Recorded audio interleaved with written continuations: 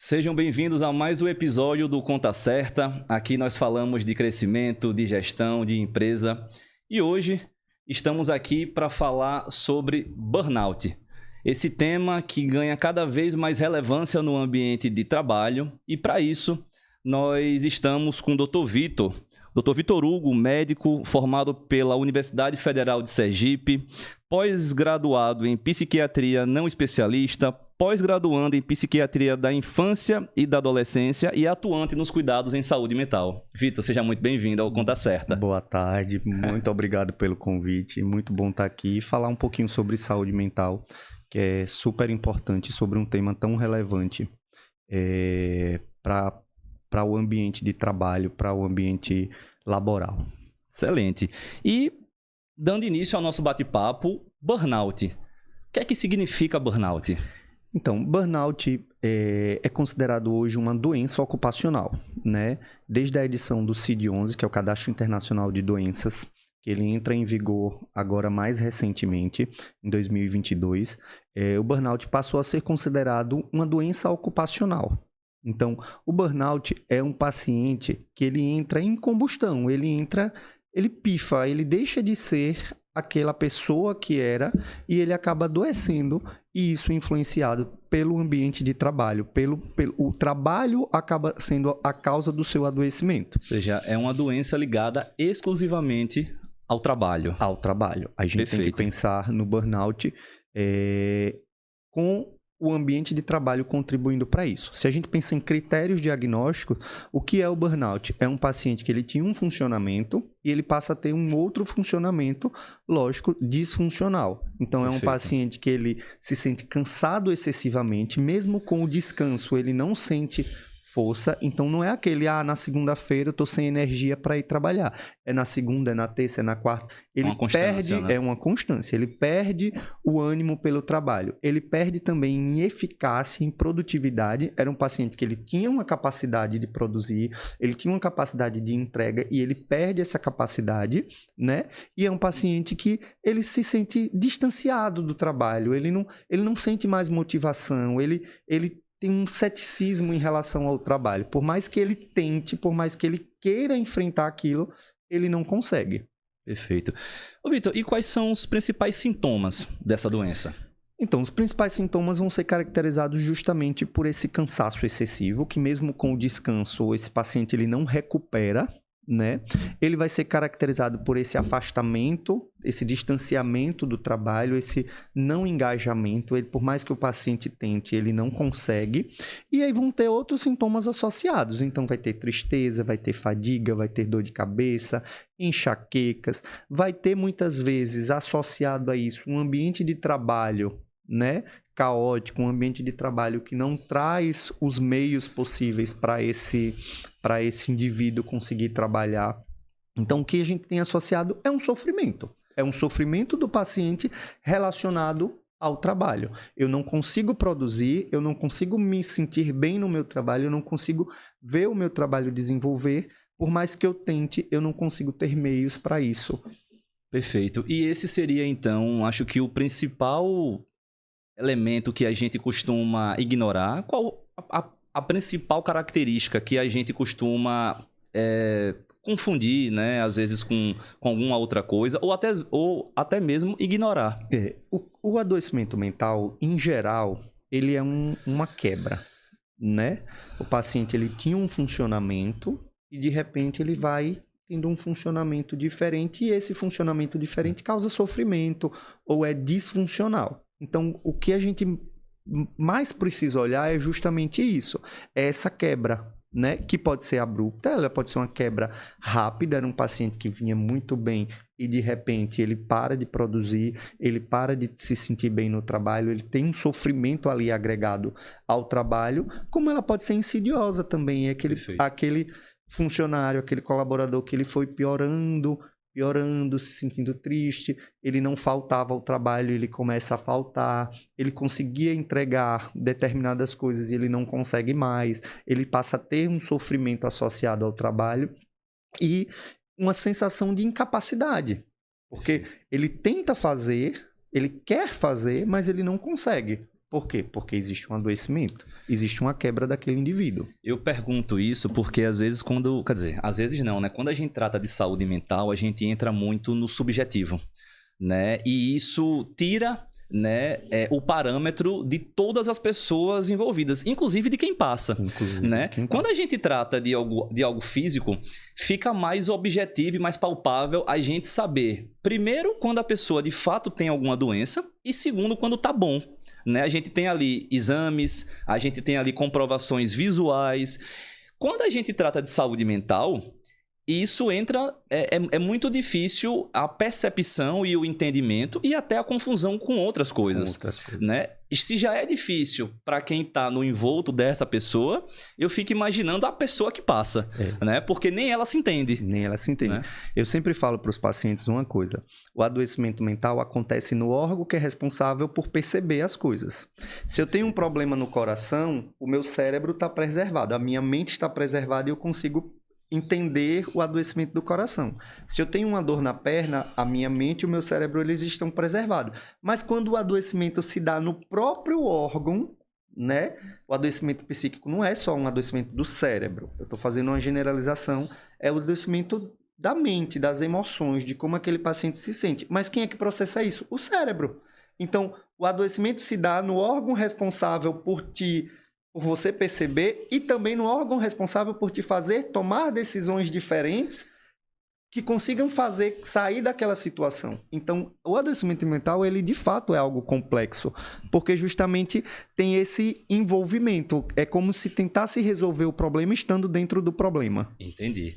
Ou seja, complexa. Muito. Né? E aí, já entrando né, na identificação desse problema, dessa doença, né, melhor dizendo, eu queria entender se existem, né, estágios até chegar em um burnout, se a gente pode ir direto para um burnout, né? Às vezes eu vejo muita confusão e muita...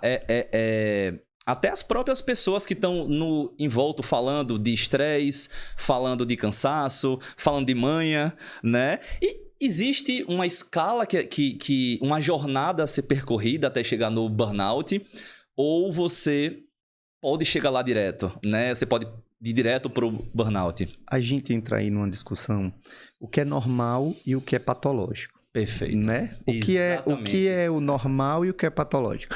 Você tem pressão alta se você tiver uma pressão acima de 120 por 80.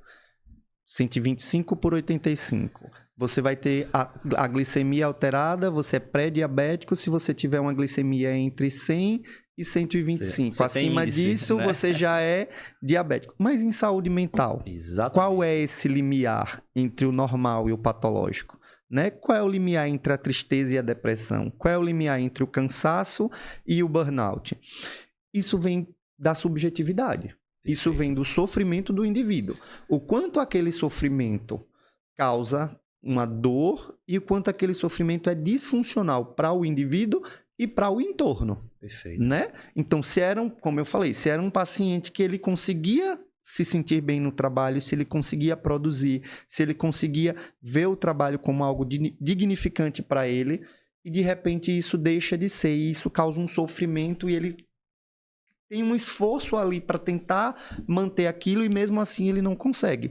Isso é o patológico. E o patológico dele vai ser diferente do patológico de Felipe, que vai ser diferente do patológico de Vitor, que vai ser diferente do patológico de João, diferente do de Maria.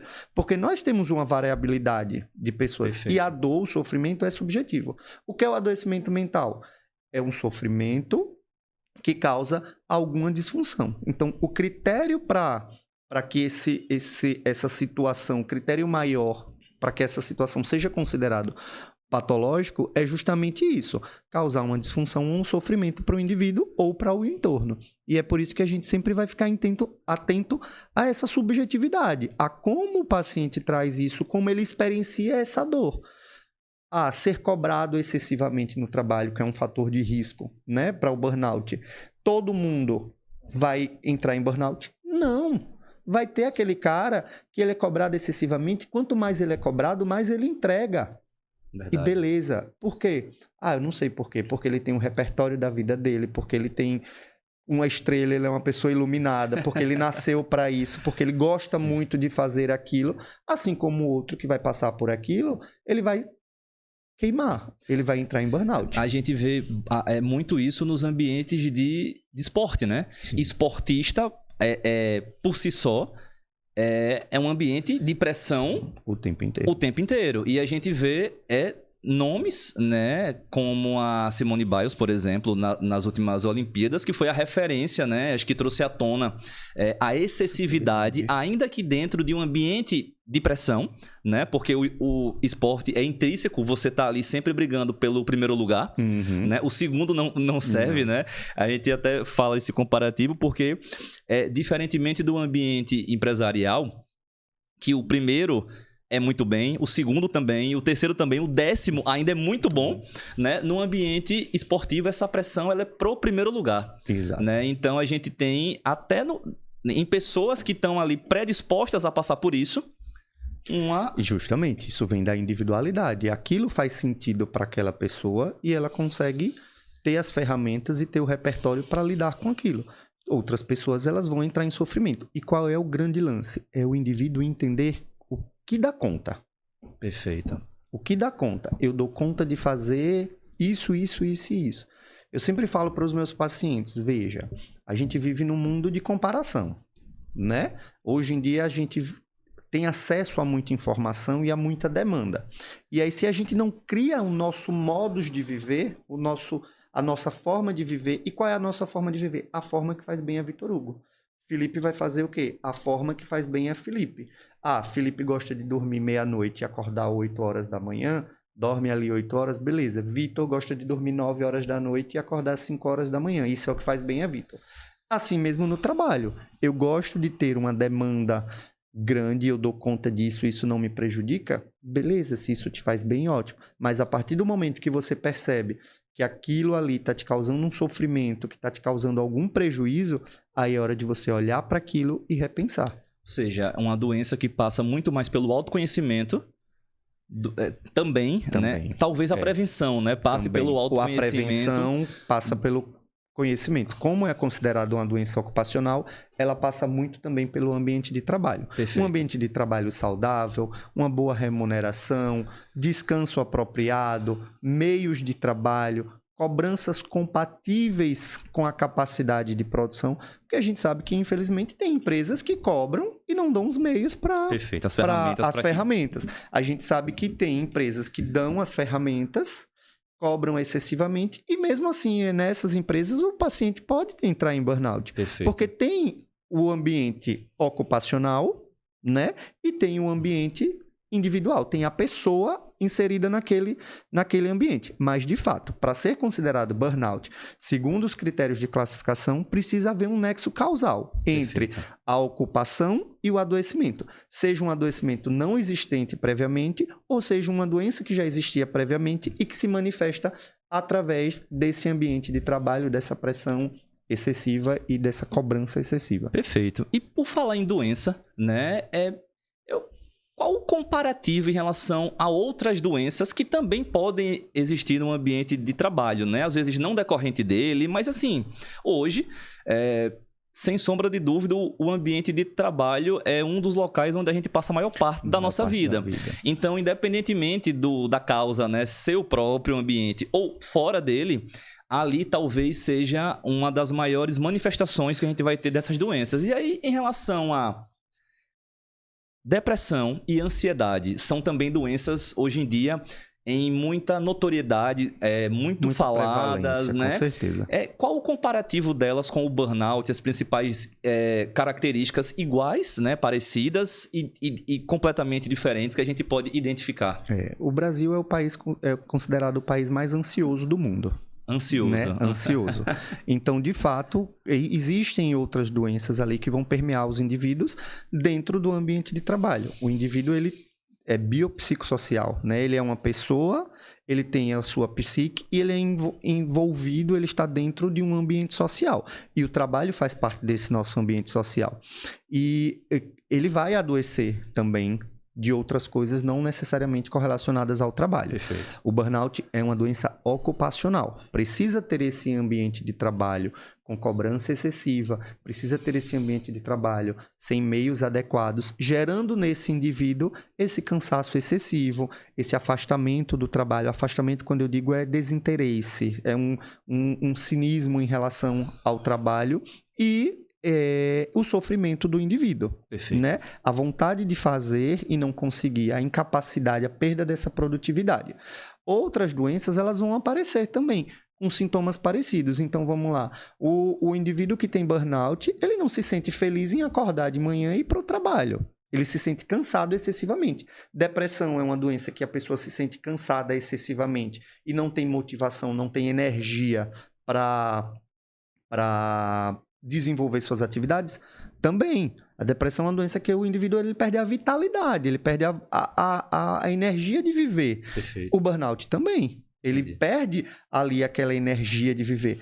Muitas vezes, quando ele está fora do ambiente de trabalho, ele até consegue ter ali aquele alívio um pouco, mas ele já sofre também pela segunda-feira que vai chegar. É muito comum os pacientes dizerem, doutor, na sexta, no sábado eu até fico bem. Mas quando chega no domingo, que eu começo a lembrar que eu vou trabalhar no outro dia, já bate aquele desespero, já vem todo aquele sofrimento, e aí eu já começo a entrar em parafuso. E aí uma característica muito relevante da ansiedade, né? Também já é um sintoma ansioso. A preocupação com o futuro, a preocupação excessiva. Né? E o que é que vai caracterizar? Tá, se ele só está preocupado, só tem essa preocupação excessiva quando é relacionada ao trabalho, eu já vou pensar mais num burnout. Perfeito. Quando ele tem uma preocupação excessiva com tudo, será que eu vou conseguir fazer aquilo? Será que eu vou conseguir aquele emprego? Será que uma preocupação excessiva em todas as questões, já começo a pensar mais numa transtorno de ansiedade generalizada. Então, como é que a gente chega num diagnóstico? A gente vai conversando com o paciente, né? A psiquiatria, ela se desenvolve através do exame psíquico e o exame psíquico é feito através da fala. Perfeito. É através de uma conversa. A gente consegue identificar os sintomas através disso. Existe o exame psíquico para isso e a gente identifica os sintomas e a gente vai colocando, vamos dizer assim, em caixinhas. Vamos lá, cansaço excessivo, fadiga. Ansiedade pode gerar fadiga? Pode. Depressão pode gerar fadiga? Pode. Burnout pode gerar fadiga? Pode. Então, eu botei esse sintoma em todas as caixinhas. E eu vou vendo todos os sintomas que eu consigo pegar daquele paciente. No final, o que preencheu a caixinha completa é o diagnóstico. Perfeito. Então, eu vou vendo. Tá, ele se sente muito cansado, mas não é relacionado ao trabalho. Então, eu já excluo o burnout. Eu já vou pensar em outras coisas. E aí, com essa conversa, com o entendimento do indivíduo longitudinalmente, né? Não só numa conversa trivial, uma consulta bem estruturada, uma consulta com calma, entendendo mesmo a dinâmica daquele indivíduo, entendendo até a dinâmica do trabalho dele, é que a gente consegue chegar num diagnóstico mais assertivo. Perfeito. Esse diagnóstico, ele é feito de maneira multidisciplinar, envolve outros profissionais também, ou apenas o médico? Pode ser, pode sim. Eu gosto muito de trabalhar com multidisciplinaridade, né? Mas o diagnóstico ele pode ser feito sim também só pelo médico. Lógico que a gente vai encaminhar esse paciente para o psicólogo, a gente vai orientar a mudança de hábitos de vida e aí já vai entrar também no planejamento terapêutico desse indivíduo. Perfeito. Né? É importante a gente entender que a gente não vai esgotar o problema do indivíduo com uma medicação.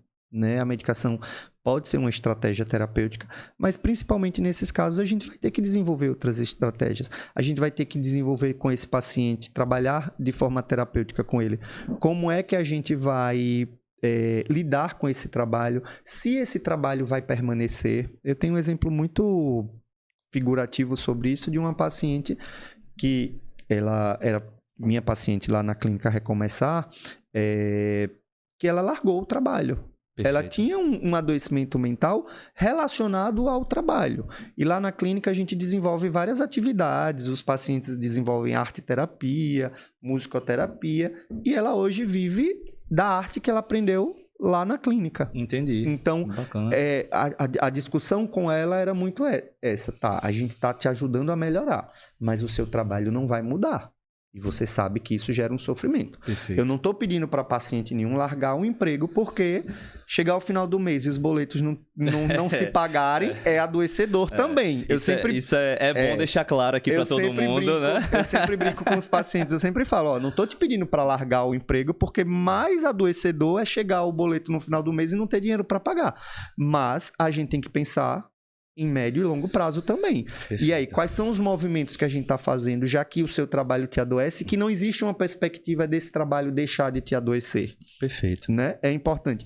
E muitas vezes a gente vai dando esse suporte para o paciente para ele ter o insight e conseguir lidar de forma mais saudável com isso. Excelente. E já trazendo agora, a gente já falou um pouco sobre ambiente de trabalho. Você já falou algumas características, né, do ambiente de trabalho propício a um burnout. Né? Quais outras características, tanto de ambiente de trabalho como na relação pessoal, ali dentro de um ambiente, né, de trabalho, são propícios, né, são ali nutrição para o burnout? Né? Um ambiente de trabalho que não dê os meios de produção, né, não dê a capacidade de entrega para o indivíduo. Um ambiente de trabalho conturbado, em que as relações sejam muito complexas, um ambiente de pressão, de muitas metas. A gente tem aí alguns exemplos de segmentos, né, que acabam trazendo muita cobrança excessiva. Bateu a meta, vamos dobrar a meta e vamos aumentar a meta, e nisso vai esgotando mesmo o indivíduo de todas as formas. Ambientes conturbados, que não tem uma boa estrutura organizacional, quando não fica muito claro, né, para o indivíduo a quem ele se reporta, qual é a tarefa dele, chega no trabalho, recebe uma meta, daqui a pouco cancela esse trabalho e vamos fazer outro. Um ambiente de trabalho desorganizado, ele acaba gerando isso. Chefes que não têm uma boa forma de lidar com os seus liderados, isso acaba sendo um fator de risco de burnout. Então, um ambiente caótico mesmo, um ambiente de muita cobrança, que sai do tom, que sai do limite ali do saudável, né? Mais uma vez a gente vai, o que é o normal e o patológico, o que é o saudável e o não saudável, é um limiar muito tênue, mas ter o mínimo de organização de trabalho do indivíduo, chegar no seu trabalho, ter os meios para realizar aquilo, ter orientação adequada, ter devolutivas adequadas, ter uma remuneração adequada para que ele consiga viver minimamente bem, com saúde, ter acesso a lazer, ter acesso ao descanso, né? O descanso é importante. Férias, pacientes que passam 5, 6 anos sem poder tirar férias, né? A gente sabe que, infelizmente, acabam tendo essas situações que acabam comprometendo e sendo fator de risco para o adoecimento. Perfeito. A gente comentou aqui de alguns ambientes, né, que eu acho que pela própria natureza até de algumas atividades, a pressão ela é mais presente do que em outras. Mas eu trouxe aqui, a título de ilustração, pessoal, alguns dados que eu acho importante a gente comentar. Eu vou trazer aqui os dados que eu consegui pesquisar. De acordo com a Associação Nacional de Medicina do Trabalho, 30% dos trabalhadores brasileiros sofrem com burnout, colocando o país como segundo em casos de diagnóstico no mundo. Ou seja, a gente está falando, né, de uma doença ocupacional onde o Brasil é o segundo colocado na lista mundial. Dr. Vitor aqui também já trouxe que o Brasil é o país mais ansioso do mundo, ou seja, a gente tem características parecidas, né, doenças com características parecidas, onde afeta o Brasil de maneira direta e de maneira muito presente.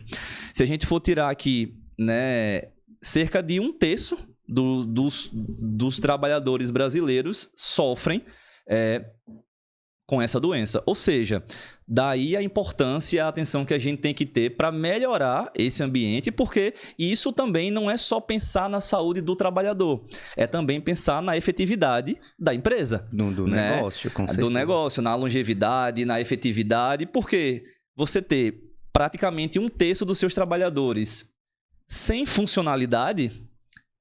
você isso ter 1/3 da empresa. Isso gera absenteísmo, isso gera afastamento do trabalho. Perfeito. Né? Você, quando tem um colaborador que ele se afasta do trabalho, ele não consegue ser substituído de forma imediata, né? Existe toda uma perda, né?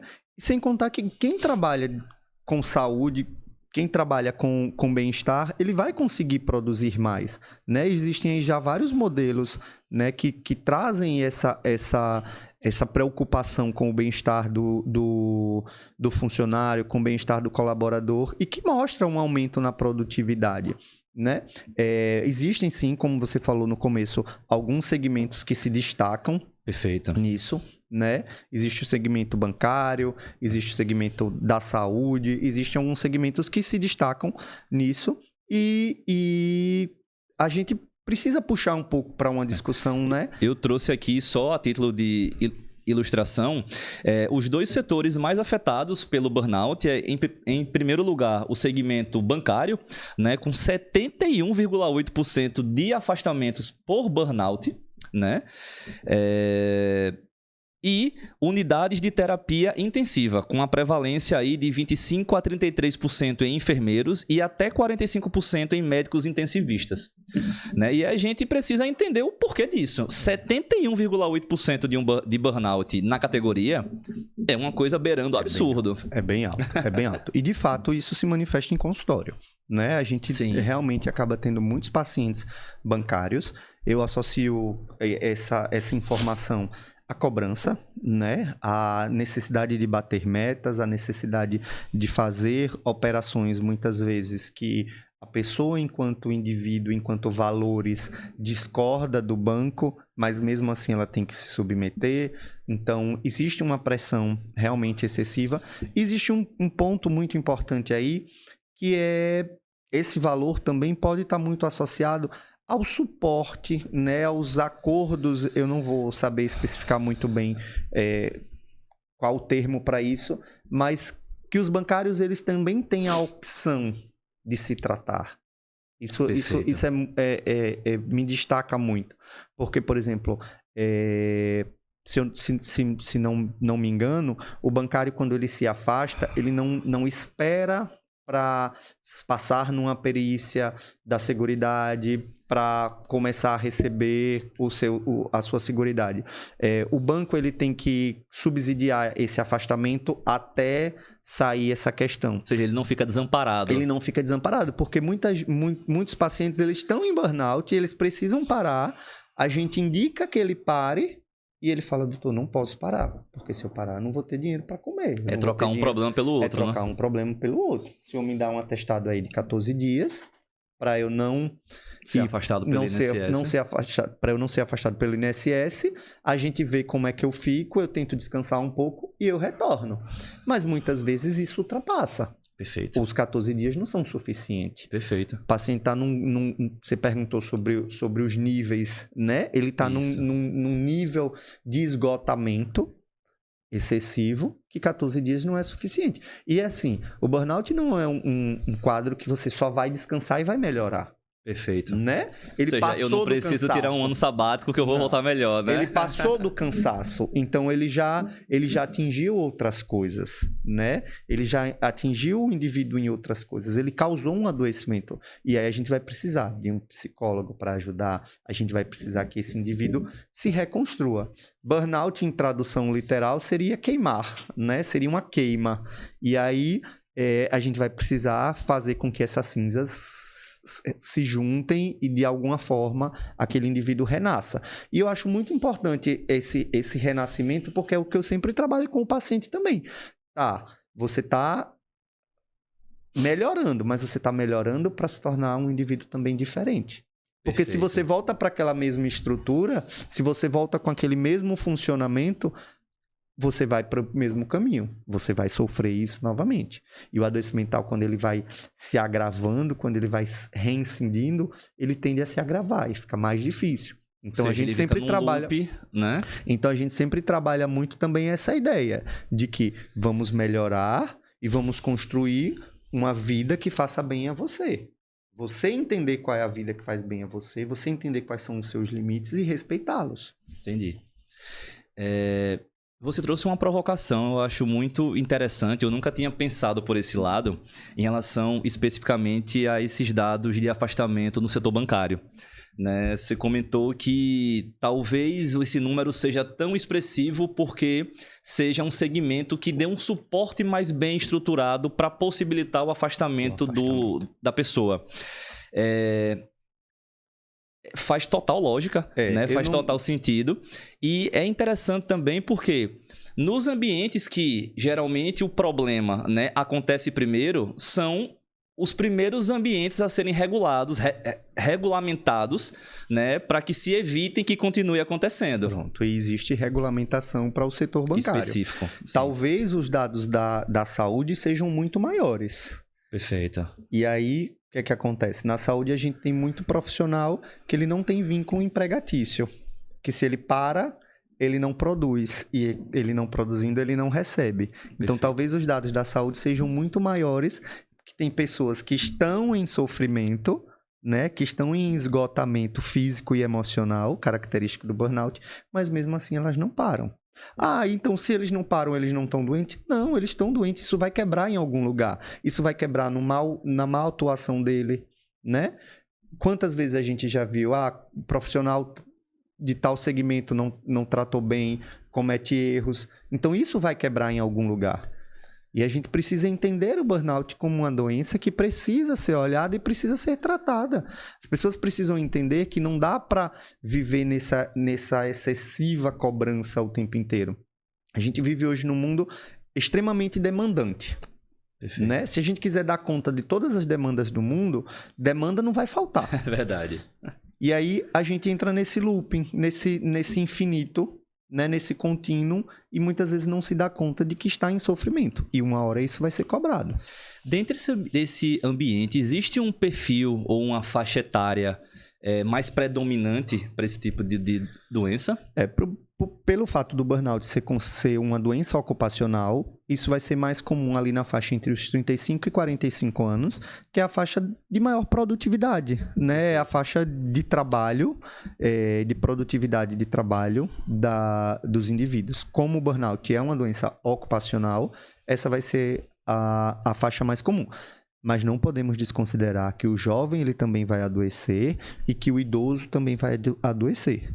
Né? Muitas vezes a gente tem ideia de que o idoso ele é mais quietinho, ele é mais calminho, e a gente esquece do adoecimento dessas outras faixas etárias. Como estamos falando de burnout, 35 a 45 anos é o mais comum. Perfeito. Bom, entendemos um pouco sobre a doença, sobre as causas, né? Sobre o ambiente propício. Vamos falar um pouquinho sobre prevenção e autocuidado. Até o momento, a gente trouxe as obrigações externas, né, de controle do ambiente, de controle por parte da empresa, né? Tenho essa curiosidade também de saber em relação ao indivíduo, né? O que é que o indivíduo ele pode fazer, né? Ele pode ter esse autocuidado, tanto pessoalmente, né, como no ambiente de trabalho, né? O que é que ele pode contribuir para que evite esse tipo de situação, ou que chegue nesse tipo de situação. É muito interessante a gente falar sobre prevenção, porque tudo em saúde a gente tem que começar sobre a prevenção. A gente tem que pensar justamente que o indivíduo não adoeça. É melhor para todo mundo. É melhor para o indivíduo. No caso do burnout, que a gente está falando aí, de uma doença ocupacional, é melhor para a empresa, claro. É melhor para o sistema de saúde, é muito mais barato você evitar que uma doença aconteça do que depois que ela está instalada, você tratar. Porque você vai ter que tratar, você vai ter que lidar com os afastamentos, você vai ter que lidar, né, com o absenteísmo, você vai ter que lidar com uma série de questões. Então, prevenção primária, né, que a gente chama, que é evitar que a doença se instale. O que fazer? Ter uma vida que você consiga dar conta. Que seja sustentável para você. No mundo que hoje a gente fala tanto de bolhas, né? As bolhas, os ecossistemas, tem outro também. Mas, enfim, que a gente vive ali, né? Em redomas, vamos dizer assim. É você criar a sua redoma. É você saber o que é que faz bem para você. Quais são os seus limites. E não olhar para o outro, que o outro está fazendo e tentar acompanhar. Porque a individualidade vai exigir que você olhe mais para você e não tente acompanhar o outro passando por cima do seu bem-estar. Eu já ouvi uma frase que o comparativo é a inimiga da felicidade, né? Totalmente. Porque às vezes a gente... Quer dizer, às vezes não, né? Sempre quando a gente se compara, a gente tende a se comparar com quem está melhor naquele aspecto, né? Nunca vai ser no todo, e a gente desconsidera isso. Então, naquele aspecto que a gente almeja, seja ele de saúde, seja ele financeiro, seja ele, enfim, de vida, né? A gente sempre se compara com quem está melhor, Exato. né? Ou onde a gente almeja chegar, né? E por essa razão a gente desconsidera a evolução que a gente teve. A gente, né? Então, a comparação realmente é inimiga. Olhar para si. Né? A comparação tem que ser interna, né? A comparação interna. Isso me faz bem, eu mantenho. Seja comportamento, seja pessoa, seja trabalho. Isso me faz mal, eu faço alguma coisa para evitar esse sofrimento. Perfeito. Seja para pessoas, seja para relações, seja para trabalho. Ou seja, né? Eu preciso me entender como ser humano. E preciso entender quais os meus propósitos. E estar atento que você é o principal cuidador de você mesmo, né? Somos seres sociais. O ser humano é um ser eminentemente social. O ser humano não foi feito evolutivamente para viver sozinho, né? Ele precisa das relações sociais. O ser humano é um dos poucos animais que não consegue sobreviver sozinho. Um bebê, se nascer, se ele não tiver o suporte, ele não vai se desenvolver, não vai ganhar habilidades, ele não vai conseguir sobreviver. Mas, no fim das contas, vamos dizer assim, no resumo, a nossa trajetória é individual. Perfeito. Se você não olha para esse trabalho me faz bem, a minha relação com esse chefe me faz bem ou me faz mal, a minha relação com essa outra pessoa me faz bem ou me faz mal.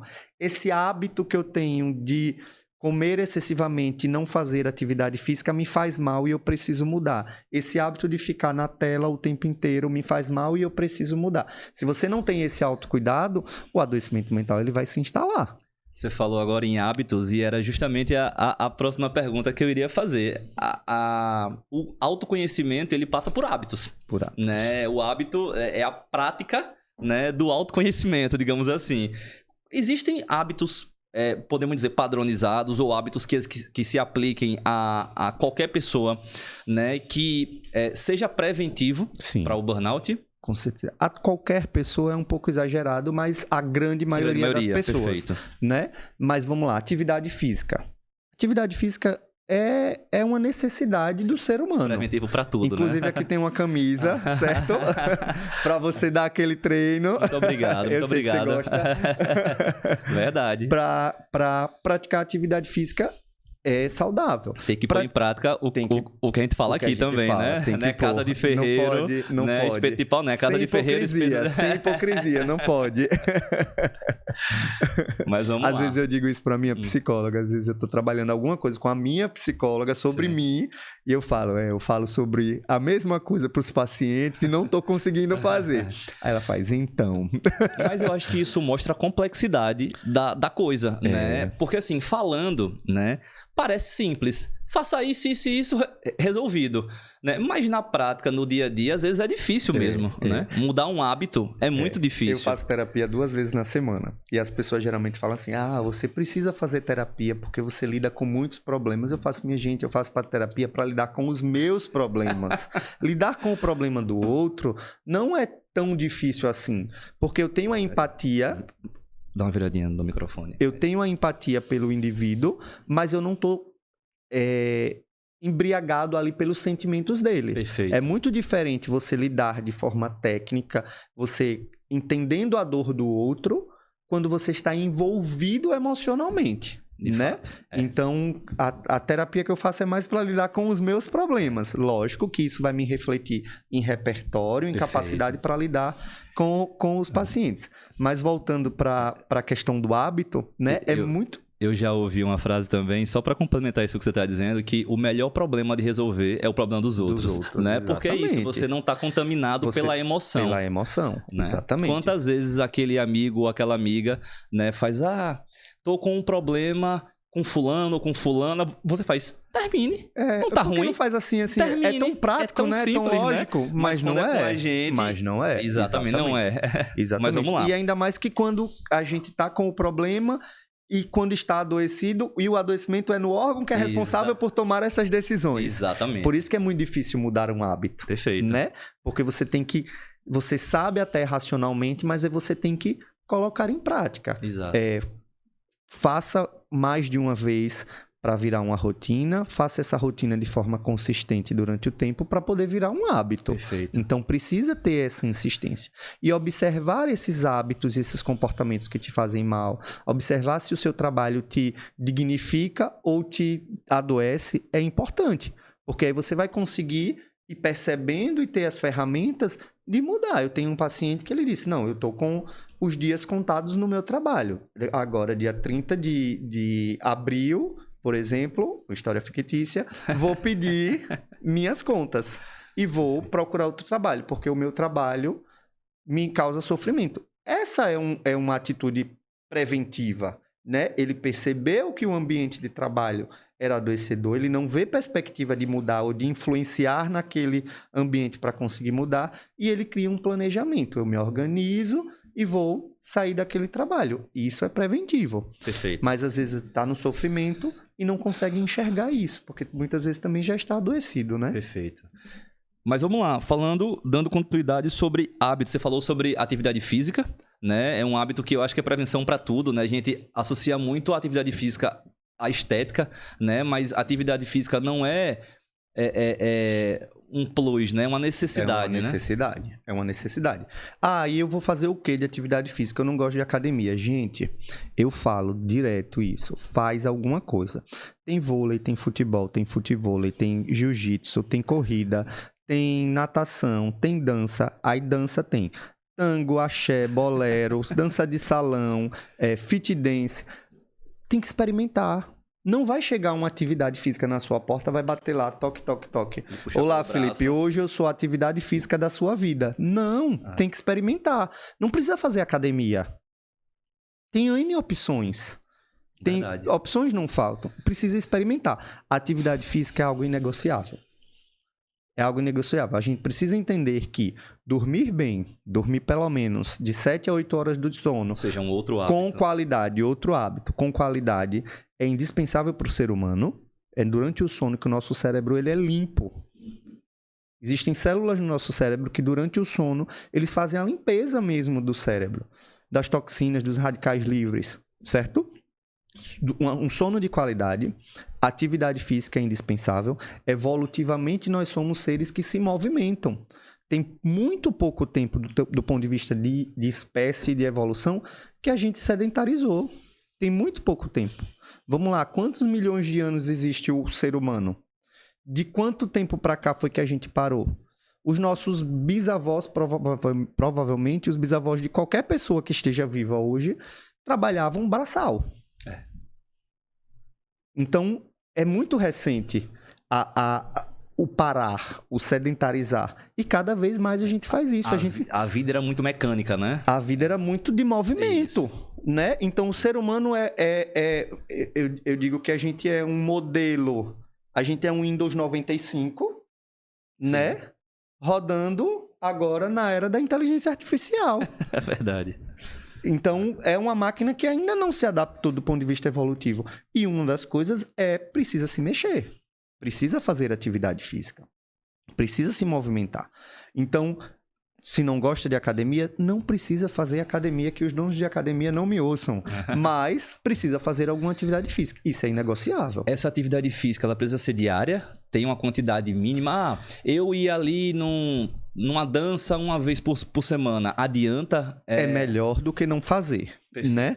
Segundo a OMS, para não ser considerado sedentário, precisa fazer pelo menos 150 minutos de atividade física por semana. Ou seja, se a gente dividir aí... 30 minutos durante 5 dias. Perfeito. 30 minutos durante 5 dias. Ou 3 dias de 1 hora, uma hora já supre. Se a gente der como exemplo essas possibilidades que você deu, a gente tem aulas aí entre 50 e 1 hora, né? Mas existe, por exemplo, um estudo que demonstra que, comparando um grupo que não fazia atividade física nenhuma com um grupo que todo dia carregava um peso e caminhava 100 metros. Perfeito. Demonstrou que a saúde dos que carregavam o peso no percurso de 100 metros, comparado com os que não faziam nada, a saúde do que carregava o peso durante 100 metros era melhor do que a do que não fazia nada. Perfeito. Né? E carregar um é melhor peso, que o zero, né? E carregar um peso que não era um peso excessivo, Perfeito. Né? Em 100 metros, 2 minutos, eu acho, no máximo. Sim. Né? Se a pessoa andar muito lentamente, 2 minutos ou menos do que isso. Então, qualquer atividade física é melhor do que não fazer. Perfeito. Ah, mas eu não vou fazer crossfit porque eu posso me lesionar. Baseado em quê? Né? Você se lesiona fazendo crossfit, você se lesiona não fazendo. Então, é importante. Muitas vezes eu vejo pacientes pegando desculpas. Sim. Né? E, se apegando a essas desculpas. Desmistificando ou justificando o não fazer. Porque não vou fazer crossfit no exemplo que você deu, porque eu posso me machucar. Mas tá fazendo o que mais? Exato. Porque você falou aqui rapidinho 10 opções. Né? E existem centenas. Outras coisas que são protetoras, né? Ter boas relações sociais, ter os seus momentos de lazer, né? Trabalhar o seu cérebro de diversas formas, né? Ler, ter um hábito saudável, fazer uma pintura, ter hábitos que acalmem, tranquilizem. Meditação. A gente tem estudo que acima de 3 semanas de uso de meditação já reduz o nível de estresse absurdamente. Pode fazer lá uma meditação guiada, pode aprender a fazer exercícios de respiração. Então, a gente tem muitas ferramentas e é o básico que funciona. Perfeito. É o básico sempre que funciona. Uma alimentação de qualidade, né? O brasileiro ele tem uma alimentação ao passo que é boa. O famoso arroz e feijão da gente é muito ruim também em outros aspectos. A gente tem uma dificuldade de comer salada, de comer vegetais, ter uma alimentação saudável, buscar atentar para essas relações de trabalho, né? Como eu falei, o meu trabalho me adoece ou o meu trabalho me dignifica? Então eu preciso estar atento, eu preciso ser o meu principal cuidador, estar atento àquilo que me ajuda ou àquilo que me atrapalha. Perfeito. Acho que muito claro as explicações, né? A gente tem aí um sono de qualidade, atividade física, ter um planejamento também pessoal, né? Eu acho que você ter clareza, né, do que lhe faz bem, clareza de onde você quer chegar, né? Porque quando a gente fica ali só para onde o vento bateu, a gente fica até meio perdido. Né? Ô, Vitor, e em relação ao ambiente de trabalho, o que é que, como é uma doença, né, 100% uma doença ocupacional, né, ou seja, 100% relacionada ao trabalho, como que a pessoa pode contribuir no ambiente de trabalho para que isso não se prolifere, para que isso não tenha crescimento? É uma pergunta bem difícil, na verdade, né? Eu acho que isso vai depender do ambiente de trabalho, se ele tem essa permissão, né? Se ele tem essa abertura para propor, para ajudar, mas principalmente para quem é gestor, olhar para esses indivíduos, né? Olhar para esses indivíduos do ponto de vista de será que eles precisam de um descanso, né? Não ficar preso naquela coisa muitas vezes de ele só tem o direito disso, então eu só vou dar isso porque é isso que a lei manda. Ter essa sensibilidade, humanizar a coisa, né? Para o gestor, uma coisa que eu faço muito no meu trabalho, na parte que eu trabalho com gestão, é ver se o trabalho é compatível com o tempo. Eu adoro matemática, então tudo para mim é uma conta. Então eu sempre penso, se eu vou passar uma demanda para uma pessoa, quanto tempo ela gasta, por exemplo, a equipe médica? Quanto tempo eu prevejo que ele vai gastar por consulta? 40 minutos, já que ele atende o paciente toda semana. Os pacientes que estão internados, toda semana o médico ele atende o mesmo paciente. 30 a 40 minutos, pronto. Se ele trabalha 4 horas de manhã, eu quero que ele atenda 6 pacientes. Ele vai gastar 3 horas para fazer isso. Perfeito. Né? Porque se são 6 pacientes em 30 minutos, ele vai gastar 3 horas. Tem mais 1 hora. Para quê? Para ele fazer relatório, para ele fazer as receitas. Então, o trabalho, a demanda é compatível com o tempo. Existem meios para que isso seja executado. Uma outra preocupação também na gestão, a gente tinha uma dificuldade de centralizar essa questão de relatórios, a família quer informação, a família quer falar com o profissional. Então, eu parei, planejei, pronto, para fazer isso, precisa desse tempo e precisa desses meios. Então, pronto, isso daqui está encaixado. Então, você garante um ambiente de trabalho mais saudável. E eu acabo fazendo isso para todas as áreas. Então, qual é a demanda daquela pessoa? Essa. Qual é a carga horária que ela tem para fazer isso? Tal. Quais são os meios que ela precisa? Ela está tendo? Beleza. Então, tranquilo. Então, está minimamente saudável. E para além disso, né, porque isso é o organizacional que teria que ser o básico, na verdade. Tem o relacional, tem a parte humana, né? De entender que tem dias que a pessoa não vai estar bem, de perguntar se a pessoa está bem, de oferecer ajuda para além ali do ambiente só do trabalho, né? De saber que a pessoa tem abertura para me trazer uma demanda, para me tirar uma dúvida, dar feedbacks para a pessoa, né? Então, olhar para aquele indivíduo, ver uma perspectiva, das perspectivas de crescimento, das oportunidades, tudo isso vai ser importante, porque isso vai motivar o indivíduo, isso vai motivar aquela pessoa que trabalha, justamente para que ela não entre nesse adoecimento. Perfeito.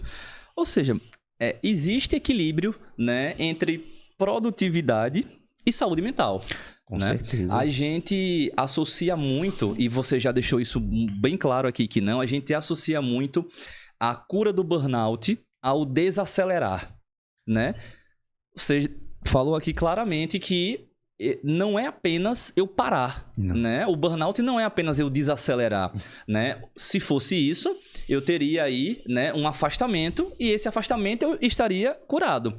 Ou seja, falar que a prevenção ou a cura para o burnout é desacelerar, não está correto. Não né? está correto. E isso é muito positivo, porque o desacelerar, quando a gente vê, enxerga pelo viés empresarial, a gente está falando em perda de desempenho. Sim. Né? A gente está falando em baixa de produtividade, a gente está falando em... Peraí, eu produzo tanto... né? Porque o desempenho, o acelerar, ele está diretamente ligado à produção, à eficiência, né? Não necessariamente é isso. Você deu aqui diversos exemplos de uma participação mais colaborativa do empregado com a gestão, né? Uma gestão mais ativa, né? De ouvir da gestão para o colaborador. Então, essa união, né, é que vai causar um ambiente que tenha um desempenho satisfatório, equilibrado com um desempenho com uma longevidade, que é através da saúde mental. Eu estou nos dois lados, né? Eu estou no lado do que atende a pessoa adoecida, mas eu também estou no lado do gestor. Perfeito. Né? Então, eu tenho uma equipe grande hoje, lá na Clínica Recomeçar, que precisa ser olhado para isso. Então, o indivíduo ele precisa estar satisfeito com o seu trabalho, ele precisa ter os meios, ele precisa se sentir capaz. Né? Uma das características do burnout é o sentimento de incapacidade. O indivíduo ele acha que uma coisa que ele fazia, ele acha que ele não tem mais a capacidade de fazer aquilo. Ou seja, não é só aquela insatisfação. Não é só insatisfação. Pela decisão que foi tomada, pela função que foi mudada. Isso é relacional, isso vai acontecer. Né? Isso vai acontecer. Mas adoecimento é quando o indivíduo ele queima ao ponto de achar que não dá conta mais, que não consegue mais. E olhar para isso, ter esse cuidado é extremamente importante. Quando eu falo de ver se os meios estão adequados, quando eu falo de ter uma escuta eficiente, de tentar solucionar os problemas que o colaborador traz para a gestão, isso é extremamente importante. Por quê? Porque ele se sente protegido. Ele se sente protegido, ele se sente liderado, ele se sente com um porto seguro. Eu posso procurar o meu líder que ele vai me ajudar. Perfeito. Acontece muito isso lá. Em algumas situações, por exemplo, em reunião de equipe, eu falo, você vai fazer assim, assim, assim, assado. E aí você vai chegar para o paciente e vai dizer assim, eu consegui isso para você. Não tem problema de você roubar a minha ideia. Eu estou te dando a ideia e diga que é sua. Porque você vai ganhar a confiança. Seja para um paciente ou seja um subordinado meu que vai fazer isso com um subordinado dele. Perfeito. Eu falei, traga esse ganho para você. Diga que foi você quem conseguiu isso. Aquela sensação de que eu briguei Acabei de contar para todo mundo, né? As pessoas descobriram agora. Mas isso é importante. Mas isso vai trazer para aquele indivíduo uma segurança, um empoderamento para aquela função. Liderar não é fácil. Não. Até Né? porque a gente sempre fala isso, não é a primeira vez que a gente toca nesse assunto. O líder, o gestor, né? O gestor não sócio, o gestor que não é dono, ele tá ali na posição muito delicada, porque ele tem que atender dois anseios, né? Que para a grande maioria das pessoas são antagônicos e não são. São extremamente correlacionados, né? Ele tem que atender ali o anseio do desempenho, né? Do dono ali dizendo, pessoal, é meta, é crescimento, é expansão, né? É desenvolvimento, é eficiência. E você... Redução de custo. E você tem que atender os anseios da equipe. É melhor condição de trabalho, é um salário maior, é promoção, e eu digo que são os benefícios. Talvez eu esteja falando que isso é mais difícil na área de saúde, porque é a área que eu trabalho. Perfeito. Né? Mas todo mundo vai dizer que o seu é mais difícil. Mas na área de saúde isso é um desafio maior, eu acho, porque a gente não é ensinado a isso. A gente é ensinado a cuidar do outro. Sim.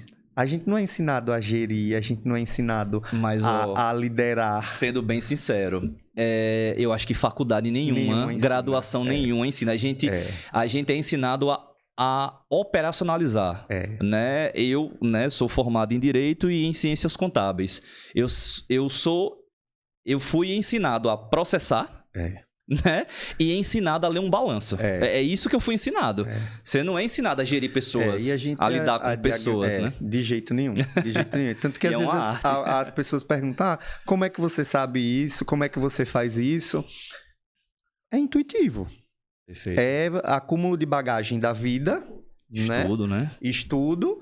E existe também a possibilidade de você ir aprimorando. Então, por exemplo, hoje eu tenho muita vontade de aprofundar meus estudos também nessa área, porque é uma arte, é algo que me motiva muito, é algo que eu gosto bastante, mas que a gente precisa ter esse cuidado, porque eu trato pessoas com burnout, mas se eu não tiver cuidado, eu posso estar contribuindo para pessoas terem burnout. Perfeito. Né? E é uma preocupação sempre minha de atuar assim de forma humanizada, de produzir. Eu sempre falo, eu sou aquele que fala, a gente vai melhorar, quando a gente tiver bom, a gente vai querer ser excelente, quando a gente tiver excelente, a gente vai querer ser muito excelente, quando a gente for muito excelente, a gente vai querer ser excessivamente excelente. Sim. Mas isso como um desenvolvimento, Perfeito. Não como uma criança que rasteja e vai sair correndo. Perfeito. É uma evolução, é desenvolvimento. A criança rasteja, ela senta, ela fica em pé, ela aprende a pular, depois é que ela aprende a correr. Então, as etapas, elas não podem ser puladas, passadas, né? Elas precisam ser conquistadas. É conquistar Perfeito. aquele nível de desenvolvimento para conseguir ir para o outro. Muitas vezes as empresas querem sair de um nível de desenvolvimento aqui, não dar os meios e chegar num nível de desenvolvimento excessivamente alto. Perfeito. E aí é que gera também uma cobrança excessiva sem os meios, que pode gerar um burnout. Pessoal, falamos aqui de burnout, falamos de conceitos, falamos de prevenção, falamos de hábitos. E, Vitor... E até de gestão. E até de gestão. Importantíssimo, porque a gente correlacionar e ver como isso está intimamente ligado aos índices de desempenho da nossa empresa.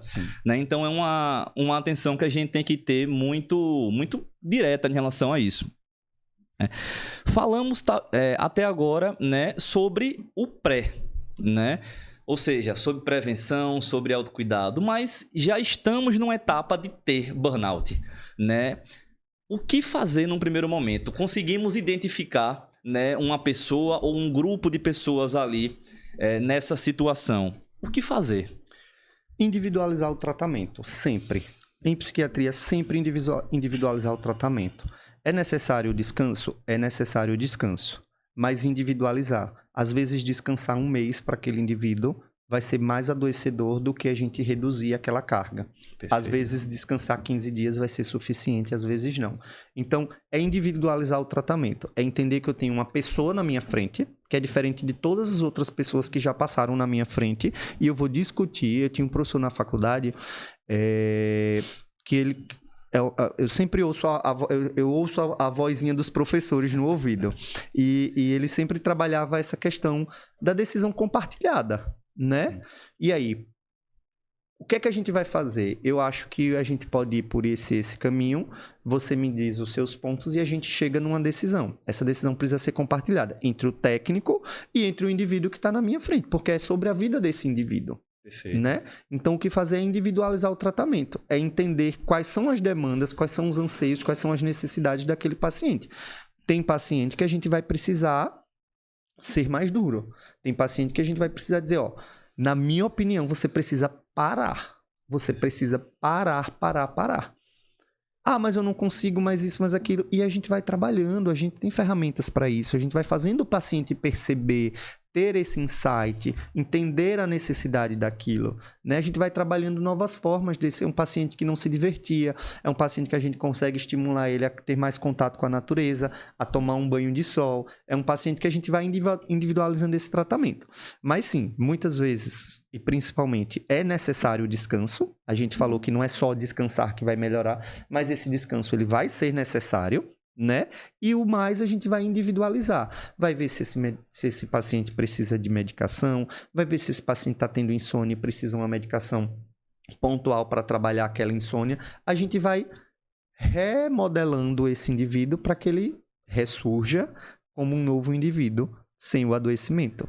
E esse processo é do indivíduo. A gente só vai guiando. Eu, psicólogo, qualquer outra pessoa que vai ajudar, só vai guiando nesse processo e ajudando, contribuindo. Ô, Vitor, e já encaminhando aqui para a reta final do nosso bate-papo, como cuidar de quem cuida, né? A gente fala aqui do ambiente de trabalho, a gente fala aqui da importância do líder, da importância do chefe. E o empresário, que não tem chefe, não tem líder, o ambiente de trabalho, a cultura empresarial é determinada por ele, né? Na grande maioria, ou seja, é a cara dele, né? Como cuidar ali de quem cuida, né? Você atende, né? Tem algum caso que você possa compartilhar de empresário, né? De gente que tá ali sem ninguém, até para dar um parâmetro, né? Caso específico eu não posso compartilhar, mas é importante. É importante o indivíduo se cuidar. Um líder saudável, ele vai ter uma empresa saudável. Perfeito. Né? Um gestor saudável, ele vai ter uma empresa saudável. Ele vai ter o discernimento para tomar decisões. Ele vai entender que isso é importante. Né? Claro. Ele vai entender que ter uma ginástica laboral na empresa dele é importante. Ele vai entender que ter momentos ali de descontração que dá feedbacks para os colaboradores é importante. Ele vai entender que dar uma carga de trabalho compatível com o tempo, com os meios para a produção é importante. Então, é importante que o empresário ele esteja bem. E como é que ele vai estar bem? Fazendo atividade física, tendo boas relações, tendo também os momentos de descanso. O empresário costuma dizer que não para de trabalhar, que trabalha 24 horas. E eu vi em um outro episódio, você e Kaique falando justamente dessa cultura, que hoje você já tem uma cultura de entender que se eu já dei conta das minhas demandas, eu não preciso estar lá. Eu tô ligado, Perfeito. mas eu não preciso estar lá. Ter essa cultura é extremamente importante, né? Desligar em alguns momentos. Que a empresa tem setores. Kaique, eu vou precisar viajar e eu quero dar uma desconectada. Você vai ser papai agora. Vou tirar minha licença paternidade, né? Ter esse suporte, segura as pontas aí que eu vou estar nesse momento importante da minha vida. Ter esse olhar para que você, embora você seja um empresário, você seja o líder, você também precisa criar o seu ambiente saudável. Ou saber, pelo menos, equilibrar isso, né? Assim, eu particularmente, você falou agora no Desconectar, desde que eu comecei, né, nessa vida, tem 10 anos, né? Comecei em 2014, né? Que eu faço parte desse mundo empresarial. Eu nunca me desconectei 100%. Né? Eu falo, tem vezes que de fato eu me planejo para não vir uma sexta-feira, por exemplo, né? Mas o celular tá ativo. Eu recebo ligação, eu recebo mensagem e eu repasso demanda, ou às vezes eu até resolvo ali diretamente com o cliente. Eu viajei agora no final do ano passado, fiquei 15 dias fora. Teve reunião, né? Não tem como você se desassociar. Mas foi saudável para você? Totalmente. Você se sentiu bem? Você Totalmente. observa se isso Totalmente. é saudável para você. Sim. Quando você percebe que tá saindo do eixo, você dá uma brecada. Sim. Pronto, é isso. É isso. É o caminho individual. Sim. É o indivíduo se olhar e entender o que é que funciona para Felipe. Entendi. Eu, Vitor Hugo, preciso me desconectar. Entendi. Eu preciso ter alguns momentos que eu desconecto 100%. totalmente. Entendi. Totalmente não, 97%. Porque sempre chega uma mensagem de um sempre paciente, chega. mas a gente tem que responder Sim. e a gente faz isso com muito prazer, na verdade. Mas ter esses momentos é entender o que eu acho que faz bem para mim, o que eu percebo que faz bem para mim e eu colocar em prática isso. Perfeito. Vitor, para encerrar, né, o bate-papo aqui foi muito bom. Que dica você poderia deixar, né, uma mensagem que você poderia deixar para quem está naquele momento, né, se sentindo que está chegando no seu limite, né, que até não tenha tido essa visão de que poderia estar doente, né? Às vezes não é um cansaço, às vezes é uma noite mal dormida, né? Às vezes é uma obrigação que está me consumindo. O que é que você poderia deixar aí de conselho, de mensagem? Fica à vontade. Primeiro, olhar para si, né? Olhar para o que te faz bem, criar a sua bolha, criar esse ambiente que faz bem para você, entender isso, para que você não chegue num processo de adoecimento. Prevenir sempre é melhor do que tentar resolver. Mas se você percebe que está nesse momento, é procurar ajuda. Aí eu vou procurar um psiquiatra, eu vou procurar um médico, eu vou procurar um psicólogo. Procure ajuda de um profissional de saúde que possa te ajudar e pode te encaminhar e te ajudar a iniciar esse processo. É não relutar e achar que isso eu vou só descansar e eu vou conseguir resolver, isso eu vou conseguir fazer de tal forma. E se você não faz o básico, começar a fazer o básico, que com certeza já ajuda bastante. Eu lembro de uma frase que você, Vitor, já veio dar uma palestra aqui para os nossos colaboradores aqui na MPK, e eu lembro que você comentou uma frase que eu lembro assim de maneira bem clara: buscar ajuda é um ato de coragem, É um ato de coragem, não de fraqueza. Com certeza. Né? Com certeza. Buscar ajuda é um ato de coragem, principalmente para o homem, né? Porque Sim, a gente que tem muita resistência, né? Muita a resistência, procurar. né? Ainda mais em questões de saúde mental. É que nada, vou tomar uma cervejinha que passa, vou jogar um futebol, risco, né? É o grande risco, né? Quando vai jogar um futebol tá ótimo, mas quando procura algo que pode gerar um outro potencial de destruição, um potencial de agravamento, isso é um risco muito grande, mas aí já é assunto para outro momento. Vitor, muito obrigado pela sua participação. Queria que você deixasse seu contato, né? Seus contatos, né? Sim. Hoje em dia tem as redes sociais. Quem quer entrar em contato, onde ele encontra? Eu atualmente atuo no meu consultório, na Clínica Vitalité, né? Vocês podem me encontrar através do @doutor.vharaújo ou através do 999 60 10 13, que é o meu consultório. E atuo também como diretor técnico da Clínica Recomeçar, que lá a gente tem serviços de internação e de clínica dia e também serviço ambulatorial através de vários planos de saúde. No meu consultório particular, a gente não atende plano de saúde, mas lá na Clínica Recomeçar tem todos esses acompanhamentos, não comigo, lá eu trabalho na gestão, mas tem profissionais excelentes. Então, é mais ou menos isso aí que vocês podem me encontrar. Vai ser um prazer, de alguma forma, contribuir. Muito obrigado por lhe receber aqui. Gostei demais do papo, muito esclarecedor. Eu que agradeço e até mais. Pessoal, ficamos por aqui com mais um Conta Certa. Hoje em um formato um pouco diferente, né? Vocês puderam observar que o Kaique não está aqui, ele está em viagem, de trabalho, então eu fiquei com a missão aqui de tocar o barco sozinho, mas breve ele estará de volta aqui nos próximos episódios. Vocês já sabem, né? Se gostou, deixa seu like. Ficou com alguma dúvida, deixa os seus comentários. A gente vai ter o maior prazer em respondê-los. Caso a gente não tenha a competência aqui de falar desse tema, passaremos para o convidado. E você já sabe, porque aqui a conta é certa.